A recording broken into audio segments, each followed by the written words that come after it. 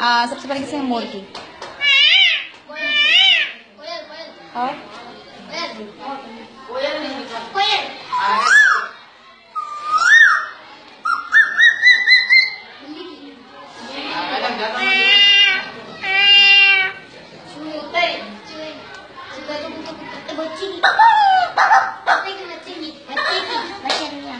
हाथी ना, छोटा वाला बच्चा, छोटा वाला बच्चा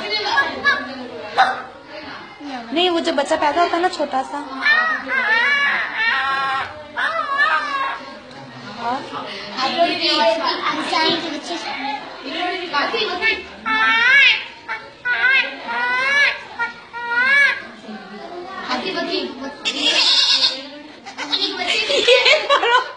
एक बारो